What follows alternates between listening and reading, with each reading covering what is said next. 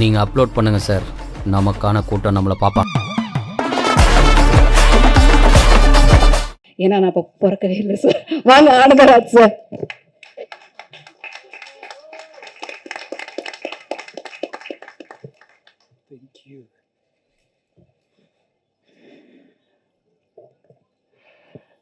எல்லாரும் நல்லா இருக்கீங்களா? நான் எழுதி மேடையில் இருக்கிற என் நண்பர்களாக எழுதி கொண்டு வரலான்னு நினச்சேன். ஆனால் பேசுறதுக்கு நேரம் போதுமானு தெரியாதனால எதுக்கு எழுதணும்னு சொல்லிட்டு நான் எழுதாமல் வந்துட்டேன். இந்த விழாவிற்கு வருகை தந்திருக்கிற பத்திரிகை நண்பர்கள், ஊடக நண்பர்கள் அனைவருக்கும் என் சிரம் தாழ்ந்த வணக்கம். இது போன்ற ஒரு வாய்ப்பை ஆண்டவன் தந்ததற்கு ஆண்டவனுக்கு நன்றி. இது போன்ற ஒரு வாய்ப்பை மீண்டும் மீண்டும் எனக்கு கொடுத்தால் மீண்டும் மீண்டும் ஆண்டவனுக்கு நன்றி சொல்லி கொண்டே இருப்பேன். இந்த படம் மெட்ராஸ் மாஃபியா கம்பெனி. இது இந்த படம் உருவானது உங்களுக்கு தெரியும் நினைக்கிறேன். இது ரொம்ப நிதானமா பொறுமையா எடுத்த ஒரு நல்ல ஒரு இயக்குனர் கிடைச்சதால, எனக்கு கிடைச்ச இயக்குனர் எல்லாமே நல்ல இயக்குனர் தான். திரு ஆர் உதயகுமார்ல இருந்து, திரு ஆர் கே செல்லுமணியிலிருந்து, திரு பேரரசுல இருந்து. அப்கோர்ஸ் பேரரசு படம் நான் வைப்பேன்ல, ஆனா வைப்பன் இருக்கேன். திரு ஸ்ரீகாந்த் தேவா அவர்கள், அவருடைய தகப்பனாருடைய இசையில சின்ன வயசுலன்னு சொல்லுங்க, பரவாயில்ல. நான் சொல்லல பரவாயில்ல. சின்ன வயசுல இருந்து கிட்டத்தட்ட செல்லுமணி சார் சொன்ன மாதிரி தான், ஒரு 42 வருஷங்களுக்கு முன்னால நாங்க படித்தோம் ஒன்னா. அப்போ தரணின்னு ஒரு செய்யார் ரவி, அவங்க நான்லாம் கிளாஸ்மேட்டு. இந்த ஒல்லியா ஒருத்த விஸ்குன்னு போவா, இப்படி டக்குன்னு கிராஸ் பண்ணுவா, வாமா மின்னல், டக்குன்னு போயிடுவார். யாருன்னு பார்த்தா ஆர்கே செல்லுமணி இருப்பார். சரக்குன்னு போயிடுவார். எங்கடா போடாருன்னு பார்த்தா போயிட்டு இருப்பார் ஒருத்தர். அதே மாதிரி என்ன பார்த்தா எல்லாருக்கும் பிடிக்காது. காரணம் என்ன காரணம்னு தெரியல. இன்ஸ்டியூட் போன உடனே என்னோட ரவுடித்தனத்தை ஆரம்பிச்சதான் நினைக்கிறேன். இன்ஸ்டியூட்ல ஃபர்ஸ்ட் கால் எடுத்து வைக்க போகும்போது ஃபீஸ் கட்டலான்னு போறேன் இன்ஸ்டியூட்டுக்கு. இன்ஸ்டியூட்டுக்கு அன்னைக்கு லீவு. நானும் கேமராமேன் பண்ணிரு தரணி 3 பேர் தான் ஒன்றா போகிறோம். என்னடா இது லீவ் விட்டாங்களேன்னு சொல்லிட்டு அன்னைக்கு பார்த்தா அங்கே ஒரு இஷ்யூ போயிட்டு இருந்தது, ஸ்ரீலங்கன் ஒரு இஷ்யூ ஒன்று. ஸோ நேராக பாண்டிச்சேரி சாப்பிட்டுட்டு உட்காந்துட்ருக்கோம். ஸோ திரைப்பட அந்த நிகழ்வெல்லாம் பேசணும்னா நீண்ட நெடிய நேரம் பிடிக்கும் என்கிற காரணத்தால் நான் குறைச்சிக்கிறேன். என் நண்பன் அஃப்கோர்ஸ் ஆர்கே அது செல்லுமணி அவர்களாகட்டும் அல்லது ஆர் உதயகுமார் ஆகட்டும். உதயகுமாரோடைய முதல் படம் நான் பண்ணும்போது, இப்போ கமல் சார் ஆஃபீஸ் இருக்கு இல்லைங்களா இந்த தேனாம்பேட்டையில், அதுதான் எங்களுடைய மணி ஐயரோட ஆஃபீஸ். அங்கே நாங்கள்லாம் அடிக்கடி மீட் பண்ணுவோம், பேசுவோம். அஃப்கோர்ஸ் பிவா சாரையும் நாங்கள் தான் மீட் பண்ணேன். ஸோ அதே கம்பெனியில் நான் ஹீரோ பண்ணுறேன், பாலவீன பறவைகள். ஸோ அது ஆர் உதயகுமார் பார்க்குறாரு. ஆர் உதயகுமார் அந்த படம் கிடைக்கும்போது அப்போ அவருக்கு திருமணம் ஆகலை. ஸோ இந்த படத்தை சக்ஸஸ் பண்ணிட்டு தான் நான் திருமணம் பண்ணுவேன்னு ஒரே அடம் பிடிச்சிட்டு இருந்தார். அது நாங்கள்லாம் சேர்ந்து ஒர்க் பண்ணி கொடுத்தோம் அந்த படம். ஸோ எனக்கு ஷூட்டிங் கூப்பிட்றாரு. ஒரு நாள் ஷூட்டிங் பண்ணலான்னு போது நடிகர் கார்த்திக் டேட் கொடுத்துட்டாரு, நீ வந்தால் நல்லா இருக்குன்னு சொல்லும்போது எனக்கு 104 டிகிரி ஜுரம். நான் சொன்னேன், உதவி முடியலடா என்னால். என்னை அப்படியே கை காலை பிடிச்சி தூக்கிட்டு போகிறாங்க. தூக்கிட்டு போய் காரில் வச்சு என்னை எங்கே கொண்டு போகிறாங்கன்னா போரூர் வரைக்கும் கொண்டு போகிறாங்க. இந்த ராமச்சந்திரா மெடிக்கல் காலேஜ் இருக்குல்ல, அங்கே. அது அன்கன்ஸ்ட்ரக்டட் பில்டிங். இப்போ சொன்னார்ல அவரு, அதான் ஒரு சர்க்கிள் மாதிரி இருக்கு. இப்போ கூட அது இருக்கு, நான் பார்த்தேன். அதில் கேமரா சிவிதான் கேமரா அப்படியே அப்போ இங்கே ஃபிலிம் பை ஃபிலிம் ஸ்டூடெண்ட்னு போடுவாங்க. எங்கள் திரைப்பட கல்லூரிக்கு எங்களுக்கு ஒரு கான்ஃபிடென்ட் என்னன்னு கேட்டிங்கன்னா, அப்போ பக்கத்தலமாக எல்லாரும் இருந்தாங்கன்றது வேற விஷயம். ஸோ ஒரு லென்த்தி ஷாட் வச்சோம்னா சூப்பராக இருக்கும். அந்த மாதிரி ஒரு லென்த்தி ஷாட் ஒன்று வைப்போம். இங்கேருந்து கேமரா அப்படியே கிரைன் போனால் கிரைன்லேருந்து டவுன் வரும், இங்கேருந்து மேலே போகும். ஒரு நாள் முழுக்க இந்த ஷாட்டை தான் எடுத்துகிட்டு இருந்தா. என்னை ஓட விட்டு நான் சொன்னேன், சொல்லு முடியலடா எனக்கு. இருக்கும். அப்படி அப்படி ஒரு ஒரு படம் பண்ணோம். ஸோ டெடிகேஷன் என்பதை நான் அன்றைக்கு கற்றுக்கொண்டேன். அதே போல் ஆர்கே செல்லுமணி சொல்லலாம். அவருடைய முதல் படம் வந்து அவர் படம் கிடைக்கும்னு ஆசைப்பட்டேன். பட் நான் கொஞ்சம் பிஸியாக இருந்த நேரம். ஸோ இந்த படம் நான் பண்ணுறேன்னா பக்கத்துலேயே ஆஃபீஸு 13 ராஜாபாத்தா ஸ்ட்ரீட் 14 ராஜாபாத்தா ஸ்ட்ரீட். அப்போ வந்து புலங்கசாரணி படம் பண்ணும்போது இப்படி ஒரு கேரக்டர் இருக்கும். ஆட்டோ சங்கர் யாருன்னா ஆட்டோ சங்கர் உங்களுக்கு தெரிஞ்சிருக்குன்னு நினைக்கிறேன். எங்கள் இன்ஸ்டியூட்லேருந்து தரமணிலேருந்து ஒரு பாலம் இருக்கும், நடந்து போகிற பாலம் ஒன்று இருக்கும். அந்த பாலம் வந்து தாண்டி போகுதோடு ஆயிடுச்சு. இப்போ 2 ரோடு ஆயிடுச்சு. அதை தாண்டி போனால் அவர் இருக்கிற இடம்.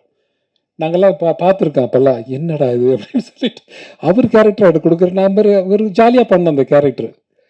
ஸோ அந்த படத்தை பண்ணும்போது உண்மையாக ஒரு நாள் படம் பண்ணும்போது செல்லுமணி சார் சொன்னது கரெக்டு தான். ஸோ முழுக்க முழுக்க அந்த படத்திற்காக வாழ்ந்தவன் என்று சொல்லலாம். என்னை வந்து இந்த கேரக்டர் எப்படி பேசினா நல்லா இருக்குமா, இப்படி பேசினா அப்படி பேசினா நல்லா இருக்குமான்னு என்னை வந்து தூரத்துலேருந்து பார்த்து ரசிப்பார். ஆர்கே செல்லுமணி பார்த்துட்டே இருப்பார். ஸோ நான் பண்ணுறதெல்லாம் ரசிப்பார். ஸோ எனக்கு ஒரு இடம் கொடுத்த இயக்குனர் நான் ஒரு நன்றி சொல்லவே இல்லை அவருக்கு. இந்த நேரத்தில் நன்றி சொல்கிறேன். Thank you RK Chellumani. இன்னைக்கு வந்து என் நண்பனாக இருந்து எனக்கு ஒரு இடம் கொடுத்ததுக்கு ரொம்ப மிக்க நன்றி. அதே போல் இந்த படக்குழுவை ஆசீர்வாதம் செய்வதற்காக வந்த என்னுடைய நண்பர்கள் ஆர் உதயகுமார் ஆகட்டும், ஆர்கே செல்லுமணி ஆகட்டும், இருவருக்கும் அந்த என் நண்பர் பேரரசு ஆகட்டும், அனைவருக்கும் என்னுடைய அன்பு கலந்த வணக்கத்தையும் நன்றியும் பாசத்தையும் தெரிவித்துக் கொள்கின்றேன். இந்த படத்தில் வந்து திரு அண்ணாதுரை அவர்கள் இது கதையை வந்து என்கிட்ட சொல்லும்போது நான் வேற ஒரு ஷூட்டிங்கில் இருந்தேன். ஷூட்டிங்கில் இருக்கும்போது என்னை வந்து அப்ரோச் பண்ணாங்க. நான் வேண்டான்னு சொல்லிட்டேன். இல்லை எனக்கு வேண்டாம் அப்படின்னு சொல்லிட்டேன். ஸோ திரும்ப என்னை ட்ரை பண்ணுறாங்க. திரும்ப நான் வேணான்னு சொல்கிறேன். ஞாபகம் இருக்கா உங்களுக்கு? டைரக்டர் பின்னால் நின்றுருக்காரு. ஸோ திரும்ப என்னை ட்ரை பண்ணுறாங்க. திரும்ப நான் வந்து லைன் ஃபுல்லாக கேட்குறேன், ஒரு தடவை ஃபுல்லாக கேட்குறேன் அப்படின்னு கேட்டு ஒத்துக்கிட்ட படம் தான் இன்றைக்கி மெட்ராஸ் மாஃபியா கம்பெனி நீங்கள் எல்லாம் பார்க்குற படம் இன்றைக்கு. ஸோ இந்த படத்தோட தயாரிப்பாளர் என்னை அணுகும்போது நான் கேட்ட ஒரே ஒரு வார்த்தை, நான் கேட்ட எனக்கு சம்பளம் கொடுத்துருவீங்க, எனக்கு தெரியும், ஓகே. அதே போல் என்னை நம்பி வருகிற இந்த தொழிலாளர் இருக்காங்க இல்லையா, இந்த 24 கிராஃப்ட் இருக்காங்க இல்லையா, இவங்களுக்கெல்லாம் நீங்கள் சம்பளம் கரெக்டாக கொடுத்துருவீங்களா அப்படின்னு கேட்டேன். அந்த சம்பளத்தை ஒரு அப்பழுக்கு இல்லாமல் இன்றைய வரை கையிலே கொண்டு சேர்த்தவர் என்னுடைய அருமை நண்பர் அண்ணாதுரை அவர்கள். அண்ணாதுரை என்றால் CN அண்ணாதுரை கேள்விப்பட்டிருப்பீங்க நீங்க எல்லாம். காஞ்சிபுரத்தில் பிறந்தவர். அவர் வந்து அவருக்கும் எனக்கும் ஆர்கே செல்லுமணிக்கும் எனக்கு ஒரு சின்ன பந்தம் இருக்கு, அது வேற விஷயம். ஆனால் அந்த CN அண்ணாதுரை என்றைக்கு இறந்தாரோ அன்றைக்கு பிறந்தவர் தான் திரு அண்ணாதுரை அவர்கள்.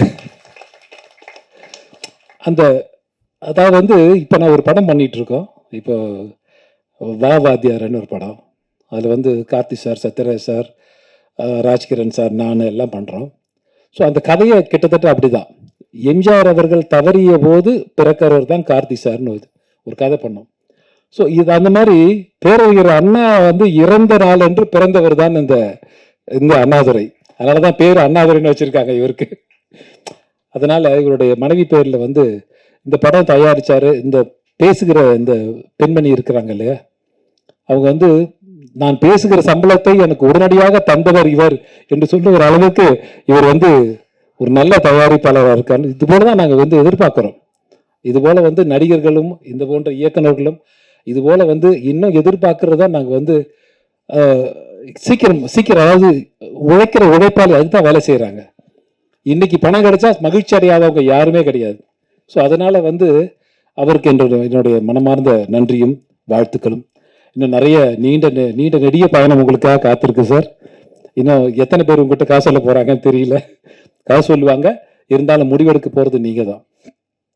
இந்த படத்துல என்னோட சேர்ந்து ஒர்க் பண்ண என்னுடைய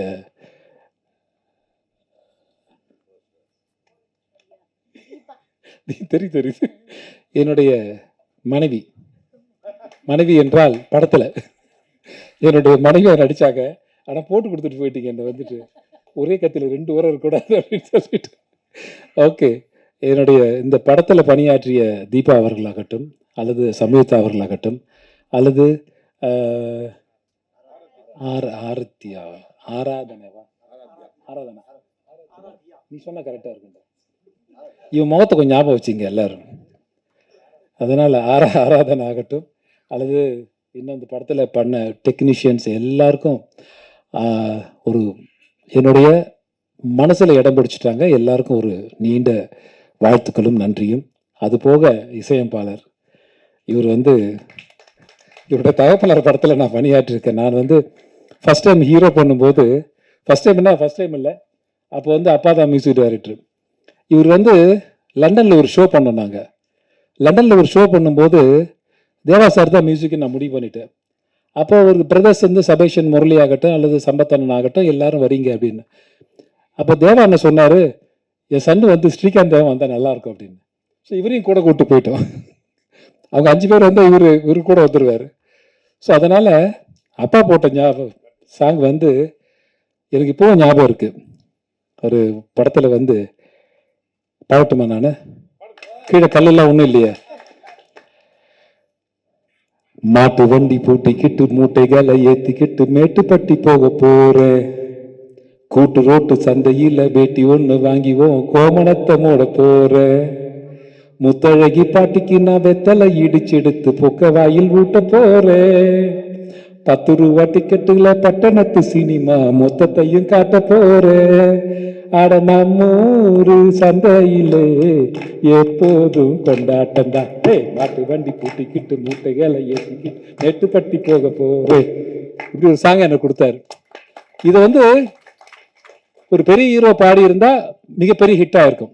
ஒருவேளை என்னோட போற காலமா என்னன்னு தெரியல, நான் பாடினதால அந்த பாட்டு வந்து அந்த பாட்டுக்கு ஒரு மரியாதை போச்சான்னு தெரியல. ஸோ அந்த பாட்டு எழுதின ஒரு காளிதாசன் ஒரு ஒரு ஒரு ரைட்டர் இருந்தார். அப்போ நான் சொல்றது வந்து 90s 1991 சொல்றேன். ஸோ மிகப்பெரிய விஷயம் வந்து யார் எதை செய்கிறார்கள் என்பதுதான் முக்கியம். நான் வந்து இன்னைக்கு வந்து ஆர்கே செல்லுமணி சார் சொன்னார், நான் பார்க்கறது ஒரு மாதிரி இருப்பேன், சட்டையெல்லாம் ஒரு மாதிரி போட்டிருப்பேன், அதனால என்ன யாருக்கும் பிடிக்காது அப்படின்னு சொல்லுவார். உண்மைதான் சார். நீங்கள் வந்து நீங்கள் யதார்த்தமாக வாழ்ந்தீங்க. யதார்த்தமாக ஆர்கே செல்லுமணி வந்து ரொம்ப யதார்த்தமான ஒரு மனிதர். அதே மாதிரி ஆர் உதயகுமார் ரொம்ப யதார்த்தமான ஒரு மனிதர். நான் ஆர்கே செல்லுமணி வந்து ஒரு தடவை ஆஃபீஸுக்கு போயிருந்தேன். எப்படி இருக்கு அப்படின்னு கேட்கும்போது அவன் சூஸ் பண்ணிட்டு இருந்தான். இந்த நம்ம இந்த இதெல்லாம் கூடார மாதிரி இருக்கும்ல, இந்த ஸ்போர்ட்ஸுக்கெல்லாம் பண்ணுவாங்கல்ல, அந்த மாதிரி ஜிப்பெல்லாம் வச்சுட்டு ஜிப் திறந்தால் உள்ளே முடிச்சுக்கலாம், அந்த மாதிரி வச்சுட்டு அப்புறம் வந்து காலை உள்ளே விட்டு படுத்துக்கணும் அப்படின்ற மாதிரி இதெல்லாம் செலக்ட் பண்ணிட்டு இருந்தார். நான் சொன்னேன், செல்லுமணி வீட்டுக்கு எதாவது வாங்க போறியா அப்படின்னு. இல்லை, ஷூட்டிங்காக பண்ணுறேன். ஷூட்டிங் பண்ணுறியா? யாருக்காக பண்ணுறேன்? அடிமைச்சங்கிலி ஒரு படம் எடுத்துட்டு இருக்காரு. அடிமைச்சங்கிலி படத்துக்காக இங்கே வந்து போகாத காரே கிடையாது. அதில் இந்த யூனிட் பாய்ஸ் இருக்காங்கல்ல, அவங்கெல்லாம் காலை உள்ளே விட்டு படுத்துக்கணுமாமா. எங்களுக்கெல்லாம் கொஞ்சம் பெரிய டென்ட்டுனா அப்போ அந்த ஸ்போர்ட்ஸ் டென்ட் மாதிரி இருக்கும்ல, அது உள்ளே படுத்துக்கணுமாமா. இது வந்து செலக்ட் பண்ணிட்டு இருக்கான் சீரியஸாக. நான் செலக்ட் பண்ணி பார்த்துட்டு போடா நீயும் படமா அப்படின்னு சொல்லிட்டு ஒரே ஓட்டம் அந்த படத்தில் நான் ஆக்ட் பண்ணேன். அந்த படத்தில் அடிமைச்சங்கிலி பார்த்துருப்பேன். அது உண்மையாகவே எங்களை அடிமையாகவே ஆக்கிட்டார். ஆர்கே செல்லுமணி. அதாவது எம்என் நம்பியார் வந்து இவர் எல்லா படத்துலையும் இருப்பார். முதல் படத்துல இருந்து எல்லா படத்துலையும் வந்து எம்என் நம்பியார் இருப்பார். அவர் இவரை பார்த்து ஒரு கேள்வி கேட்டார், செல்லுமணி நான் உனக்கு என்ன துரோகம் பண்ணேன், நான் உனக்கு என்ன துரோகம் பண்ணேன் அப்படின்னு கேட்டார். ஓப்பனாக கேட்டார். ஸோ அந்த மாதிரி ஒரு தன்னுடைய படத்திற்காக என்ன வேணுமோ அதை எடுக்கக்கூடிய ஒரு இயக்குனரை தான் நான் கண்ணுக்கு தெரிஞ்சார். எனக்கு தெரிஞ்சு என்ன வேணுமோ அதை எடுத்தாகணும், அதை எடுத்துடணும், இன்னைக்குள்ளே எடுக்கணும், இன்னைக்கு நைட்டுக்குள்ளே எடுத்தாகணும். அப்போ தான் ப்ரொடியூசருக்கு லாபம் கிடைக்கும். இதனால நாங்கள் கஷ்டப்படுறதை பற்றி எனக்கு ஒன்றும் இல்லை. இன்னைக்கு சொன்னாங்க, இன்னைக்கு நிறைய பேர் சொன்னாங்க, இன்னும் வயசு just is a number sir. இன்னும் வந்து ஆர் உதயகுமார் இருக்கார், அவரோட முதல் படம் என் கூட தான். ஆர்கே செல்லுமணி இருக்கார், அவரோட முதல் படம் என் கூட தான். அவர் அசிஸ்டன்ட் டைரக்டராக பண்ணுறேன்னு சொன்னார். அவருடைய சக்தி பராசக்தின்னு ஒரு படம். அந்த படம் வந்து ராமநாராயண் சாரோட நான் நடிக்கணும்னு ரொம்ப ஆசைப்பட்டேன். என்ன அந்த படத்தில் வந்து ஹீரோவும் நான் தான், வில்லன் நான் தான். வைங்களா, நல்லா இருக்கும் அந்த படம். சின்ன கரெக்ஷன் சார். நீங்கள் வந்து ஒரு நடிகரை வந்து நடிகராகவே பார்த்துருவாங்க, நகைச்சுவை பண்ணால் நகைச்சுவை பார்த்துருவாங்கன்னு. ஆனால் என்னால் மட்டும் பயங்காட்டவும் முடியும் சார். என்னால் பயங்காட்டவும் முடியும், உங்களை வந்து பயமுறுத்தவும் என்னால் முடியும். அது அந்த கலையை வந்து எனக்கு கற்றுக் கொடுத்தது ஆர்கே செல்வமணி, இந்த பக்கம் ஆர் உதயகுமார் தான். ஏன்னா வந்து ஆர் உதயகுமார் படம்லாம் வந்து உறுதிமொழி நான் பண்ணும்போது எக்ஸ்ட்ரானரி கேரக்டர். இப்பவும் நான் அந்த கதையை சொன்னோம்னா இப்போ சொல்லுவாங்க எல்லாருமே, ஏன் இந்த படம் திரும்ப நம்ம எடுக்கக்கூடாது அப்படின்னு கேட்பாங்க. ஸோ நான் வந்து ஒரு பொண்ணை கெடுத்துட்டு ஒரு டாக்டரை பார்த்து கேட்பேன். டாக்டர் நடிச்சார் யாருன்னா சிவகுமார் சார். அவரை பார்த்து கேட்பேன், நான் வந்து பொண்ணை கெடுக்கலன்னு லெட்டர் கொடுங்க. அவர் வந்து ரொம்ப சீரியஸாக வந்து இல்லை நான் இதான் கெடுத்தேன், நான் கொடுத்துருவேன் அப்படின்னு. கட் பண்ணால் வீட்டில் போய் அவர் மனைவியை கெடுத்துருவேன். மனைவியை கெடுத்துட்டு மனைவியை நான் தான் கெடுத்து லெட்டர் கொடுக்கணும்னு அப்படின்னு சொல்லிட்டு. ஸோ இதான் கதை. ஸோ என்னை வந்து கொலை பண்ணுறதுக்காக ஒருத்தர் அலைவார். ஸோ என்னை கொலை பண்ணுறதுக்காக ஒரு கொலை வெறியில் ஒருத்தர் சிவகுமார் சார் இருப்பார். பிரபு சாரை போய் ரிலீஸ் பண்ணி கூப்பிட்டு வருவார் இவர் கொலை பண்ணணுன்னு. இவர் கத்தியை மேலே போட்டு பிடிக்கும் போது நான் ஓடிடுவேன். ஏன் குத்தலன்னு சிவகுமார் சார் கேட்பாரு. இவனை கொலை பண்ணதுக்காக நான் தூக்குலேயே தூக்கு மாடிக்கு போனேன் அப்படின்னு சிவகுமார் சார் பிரபு சார் சொல்லுவார் சிவகுமார்ட்ட. அதாவது என்ன கொலை பண்ணதுக்காகத்தான் ஒருத்தர் ஜெயிலுக்கு போயிருக்கான், அவனை கூட்டு வந்து இவனை கொலை பண்ணணும்னு சொல்றார். இந்த ஒரு கதையை வந்து சொன்ன உடனே எனக்கு ரொம்ப ரொம்ப ரொம்ப லைச்சிட்டு அந்த படத்தில். நான் வந்து அந்த படம் ரொம்ப பிஸியான நேரம், பட் ஊட்டி அங்கே இங்கே சுற்றி போய் அந்த என்னை அலைவிட்டான் பாருங்க, சிரிக்கிறா பாருங்க உதயகுமார். ஐயோ, தேக்கடியில் கொண்டு போயிட்டு தேக்கடியில் பிரபு சார்ல பாடி நான் தண்ணி ஊற்றிக்கிறேன், சுடு தண்ணி ஊற்றிக்குவார் அவர். எனக்கு பச்சை தண்ணியில் நடுங்கிட்டு இருப்பேன். இந்த லொடக் பாண்டி மாதிரி ஒருத்தர் இருப்பான், தரணின்னு ஒரு ஒரு டைரக்டர் இருக்காங்க. மச்சான் பூசிடுறேன் மச்சான் பூசிடுறேன் மச்சான் மேலே வந்து பூசி விட்டுருவேன். நான் அப்படியே நின்றுட்டு இருப்பேன் ஃபுல். அதாவது என்னன்னா, நடு காட்டில் எங்கள் ஷூட்டிங் நிறுத்திட்டாங்க. நடு காட்டில் தேக்கடியில் ஷூட்டிங் பண்ணிட்டு இருந்தாங்க ஆர் உதயகுமார். எனக்கு என்னன்னா, அந்த உள்ள தள்ளி காட்டுக்குள்ளே எங்களை தள்ளி கதவு மூட்டு காட்டுக்கு ஒரு தோட்டக்கார மாதிரி போயிடுவார் அவர் கதவை மூட்டிட்டு இந்த கம்பி போடுவாங்கல்ல, அந்த கம்பி ராடெல்லாம் போட்டுட்டு போயிடுவார்.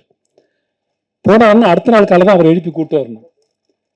ஒரு நாள் எங்களுக்கு 2 மணிக்கு ஷூட்டிங் முடிச்சு, நைட்டு 2 மணிக்கு 3 மணிக்கு முடிஞ்சுது. எனக்கு பிரபு சார் சிவகுமார் சார்க்கலாம். நாங்கள் போய் இவரை எழுப்பி கூப்பிட்டு வந்து கேட்டை திறந்து வெளியில் போகிறோம். நான் சொன்னேன், உதய், இந்த மலை டேல பார்த்துட்டு இந்த மலையெல்லாம் பார்த்து நீ ஷூட்டிங் பண்ணி இந்த இடத்துல பள்ளனோன்றோம், இந்த இடத்துல ஒரு குடிசை போடுறோம், செட்டு போடுறோம், சூப்பராக இருக்கும் அப்படின்னு எடுத்துட்டீங்க. இதை பல்லாவரத்திலே பண்ணியிருக்கலாமாடா, எதுக்குடா இவ்வளோ தூரம் வந்து அப்படின்னு உதய் சிரிச்சிட்டு இருக்கா உட்காந்துட்டு. என்னன்னு கேட்டிங்கன்னா, மலைக்கெல்லாம் லைட் பண்ண முடியாது, நாங்கள் அந்த ரோடுக்கு மட்டும் லைட் போட்டிருக்கோம். இவ்வளோ பெரிய வண்டுங்க, அந்த காட்டில் லைட்டே பார்த்தது இல்லை. வண்டு வந்து டிஸ்கின் அடிக்கும், டிஸ்கின் அடிக்கும். இங்கே வந்து அடித்தோடனே அப்படியே நின்றுட்டு இருப்பேன். நான் வந்து ஃபுல் சகதி, என் ஃபேஸ் தெரியக்கூடாது, கதைப்படி என் ஃபேஸ் தெரியக்கூடாது. என் ஃபேஸ் தெரிஞ்சுன்னா ஹீரோக்கு என்ன யாருன்னு தெரிஞ்சிடும். அவர் தண்ணியில் முக்கிட்டு எடுக்கும்போது அதை பேட்ச் ஒர்க் பண்ணிட்டு இருக்கா. எங்கள் திருவள்ளூரில் வந்து ஒரு இடத்துல பேட்ச் ஒர்க் பண்ண ஒரு ஃபிஷிங் ஒரு நர்சரி மாதிரி. அதில் வந்து என்னை முக்கிய எடுக்கணுமாமா. முக்கிய எடுத்தா என் மேலே பூரா புழு ஓடிட்டு இருக்கு, மீன் புழுலாம் ஓடிட்டு இருக்கு. சொல்ல நான் சொன்னேன், உதயகுமாரை விட்டுறேன். பிரபு சார் முக்கிய படி ஒரு முக்கிய எடுத்துடுறேன். முக்கிய எடுக்கிறார் இட போட்டு எனக்கு.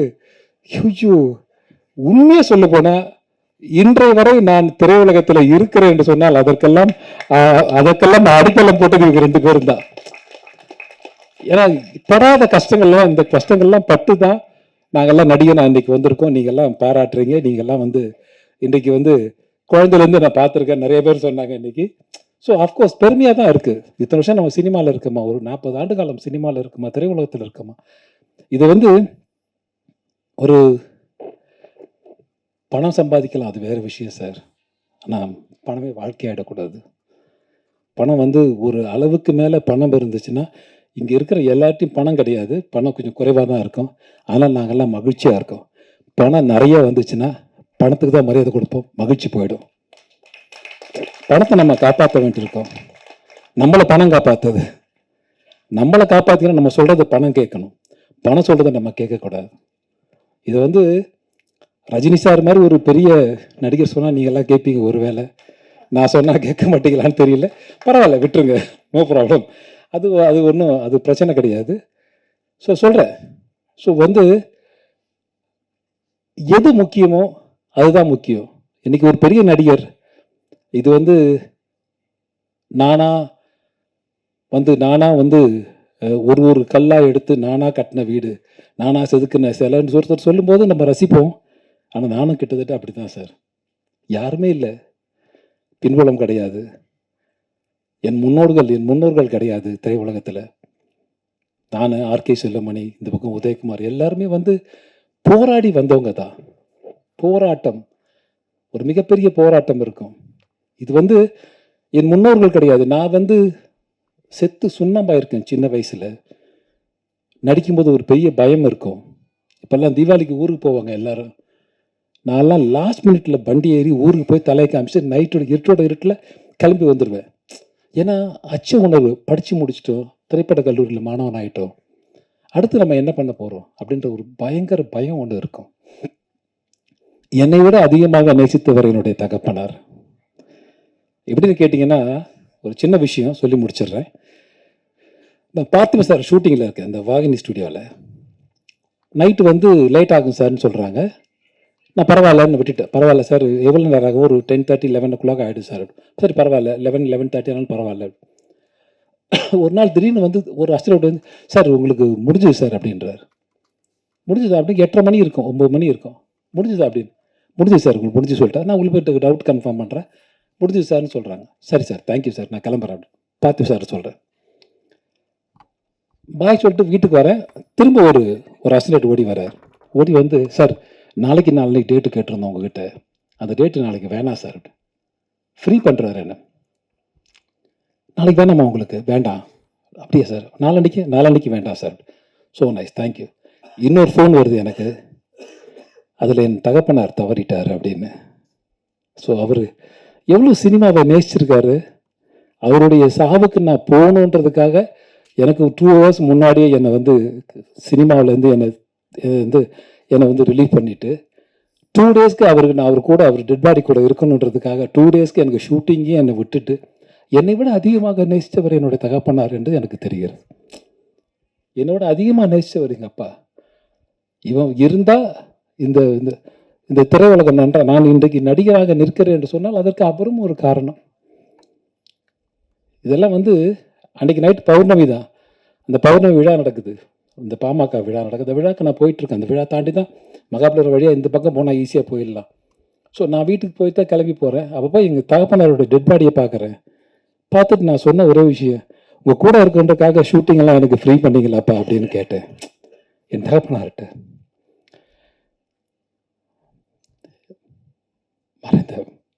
மறைந்த என்னுடைய தகப்பனார்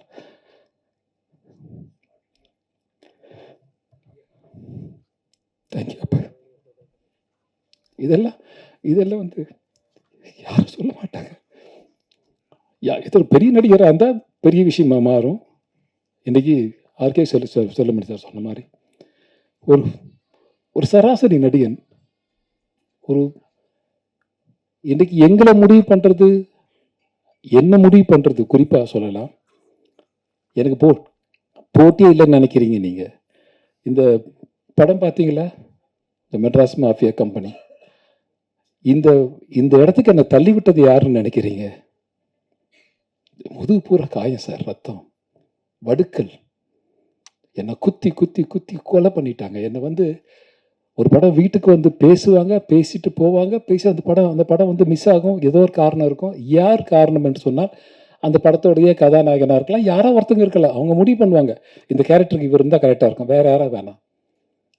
ஸோ இந்த இடத்துக்கு என்னை தள்ளி விட்டுறதற்கு வேற வழி தெரியல சார். எனக்கெல்லாம் வேற வழி தெரியல உண்மையாகவே. இந்த மெட்ராஸ்கா இந்த படத்தில் நான் லீட் ரோலை பண்ணியிருக்கேன். அஃப்கோர்ஸ் லீட் ரோல், கதாநாயகன் கிடையாது, கதையினுடைய நாயகன், அவ்வளோதான். ஸோ அதனால் வந்து தயவு செய்து வந்து கலையை கலையாக பாருங்க. இன்னைக்கு வந்து என்னுடைய சகோதரி ஒருத்தங்க பேசினாங்க, ரொம்ப நேர்மையான பேச்சு, நானும் ரசித்தேன் அந்த பேச்சை. திரையுலகத்தில் இன்றைக்கு நாம் படுகிற கஷ்டம். இன்றைக்கி நமக்குன்னு ஒருத்தர் வேணும்னா அப்படின்னா ஒரு 100 பேர் இருக்கும், அதில் 10 பேர் தான் வேணும்னா 10 பேர் சூஸ் பண்ணுற இடத்துல ஒருத்தங்க இருக்காங்க. அதனால் தயவு செய்து ஆர்கே செல்லுமணி போல, உதயகுமார் போல, பேரரசுலாம் வந்து இன்றைக்கி ஒரு மிகப்பெரிய இயக்குனர் தான், இல்லைன்னு சொல்லலை. ஆனால் நம்மளுடைய சாபக்கேடா என்ன காரணம்னு தெரியல, ஒதுக்கி வச்சுட்டு இந்த பக்கம் ஒருத்தரை செலக்ட் பண்ணுறோம் நம்ம. ஸோ அதுலேயும் மிங்கிள் பண்ணி போயிட்டே இருக்கும். இந்த ஓடுற குதிரை என்றைக்குமே ஓடுன்ற மாதிரி அதில் வந்து தாண்டி போயிட்டுருக்கோம் பார்த்துட்டு. ஸோ அதனால் இந்த படத்தில் வந்து மெட்ராஸ் மாஃபியா கம்பெனி நாங்கள் வந்து குறித்த நேரத்துக்கு முடித்தோன்னா அதுக்கு முதல் காரணம் என்னுடைய இயக்குனர் தான். எனக்கு டைமே கொடுக்க மாட்டார். எனக்கு டைம் கொடுக்காம அவர் ப்ராமோட்டிங் பண்ணுறத நான் பேசுவேன். இது ஒரு சீனாக இருக்கும், நானும் முனிஷ்காந்தெல்லாம் பண்ணியிருப்போம். இந்த சீனாக இருக்கும். நான் சொன்னேன், நீங்கள் பேசுங்க, நீங்கள் பேச நான் எடுத்து பேசுகிறேன். ஏன்னா தெலுங்கு படம் பண்ணி எனக்கு பழக்கம், அதனால் நீங்கள் பேசுங்க அப்படின்னு சொல்லிட்டு அவர் ப்ராமோட் பண்ணார். மழை வேறு பெஞ்சிட்ருக்கு. மழை பெய்யும் போது மழையில் அந்த சீன் எடுத்துகிட்ருக்கோம். முடிச்சாகணும், முடிச்சுட்டு போகணும். உடனே போகணும். ஒரு 1 ஹவரில் ஷிஃப்டிங். ஒரு நாளைக்கு 5 சீன் 6 சீன் எடுப்பார் டேரக்டர். இவருக்காக நானும் ஒத்துழைச்சேன் இவருக்காக. ஏன்னா பரவாயில்ல சார், பரவாயில்ல, நீங்களே பண்ணுங்க. இந்த ஆனந்தராய் தான் இந்த படத்தில் பார்ப்பீங்க நீங்கள். இதில் வந்து ஒரு டிஃப்ரெண்ட்டான கதை. இந்த கதை காலம் ரொம்ப புதுசாக இருக்கும். இது நல்ல படம் என்று உங்களுக்கு தோன்றினால், உங்கள் மனசாட்சிக்கு தோன்றினால் நீங்கள் நல்ல படம்னு எழுதுங்க. கண்டிப்பாக வந்து என் பத்திரிகை நண்பர்கள், இந்த ஊடக சமுதாயம் வந்து 4 தூணில் ஒரு தூண் மாதிரி நீங்கள் கொண்டு போய் சேர்க்கறதா இன்றைக்கி நல்ல படமா கெட்ட படமா. நல்ல படம் என்று நாங்கள் எடுத்திருக்கிறோம். நல்ல படத்தை நீங்களும் வரவேற்கின்ற நம்பிக்கை எனக்கு இருக்கிறது. இந்த படத்திற்காக உழைத்த அனைவருக்கும் நன்றி கலந்த வணக்கத்தை தெரிவித்துக் கொண்டு, எனக்கு காசு கொடுத்த தயாரிப்பாளர்லேருந்து காஃபி கொடுத்த தயாரிப்பு நிர்வாகி வரை, இன்றைக்கு அசிஸ்டன்ட் டைரக்டர்லேருந்து இன்னைக்கு பிஆர்ஓவிலேருந்து இந்த நிகழ்ச்சியை நடத்தின என்னுடைய சகோதரி ரோகிணி, அவங்க உள்ள சொன்னாங்க, பேரை மறந்துட்டேன். பாருங்க, என்னோட மகளாக நடித்தாங்க அவங்க படத்தில். ஆனால் அவங்க பேரே நான் இன்னும் ஞாபகம் வச்சுக்கல. பேர் கேட்டு ஞாபகம் வச்சுக்கல. ஆராதரான்னு பேர் சொன்னாங்க அவங்க எங்கிட்ட. இப்போ தான் பேரே கேட்டு தெரிஞ்சுக்கிறேன். அதான் என்ன பண்ணுறது சொல்லி பார்க்கலாம். நம்மளுக்கு தேங்க்யூ, ரொம்ப நன்றி, தேங்க்யூ வெரி மச். இது வந்து உங்களுடைய நாங்கள் எதிர்பார்க்குறதெல்லாம் உங்கள்கிட்ட வந்து உங்களுடைய கைத்தட்டலும் வரவேற்பும் தான். இதை நான் பேசின ஒரு கலைஞனுக்கு உங்களை போன்ற ஒரு நல்ல வார்த்தை, நல்ல மகிழ்ச்சியான ஒரு வார்த்தை. நாங்கள் வந்து பழகிட்டோம். நல்ல படமா கெட்ட படமா, நல்லா ஓடிச்சுன்னா நல்லா ஓடிச்சு, ஓகே, வேறு வேலையை பார்க்கலாம். நல்லா ஓடலனாலும் அடுத்த வேலையை பார்க்கலாம். அப்படி நினச்சிட்டு போகிற மாதிரி நாங்கள் நினச்சிட்டு போயிட்டே இருப்போம். அந்த மாதிரி நல்ல படம், இதை வாழ்த்தணும், வரவேற்கணும் என்று உங்களோடு கேட்டுக்கொண்டு இந்த படத்திற்காக உழைத்த அனைவருக்கும் நன்றி கலந்த வணக்கத்தை தெரிவித்துக் கொண்டு விடைபெறுகிறேன். நன்றி, வணக்கம். Thank you sir. நிறைவாக திரைப்படத்தின் இயக்குனர் AS முகுந்தன் அவர்கள்.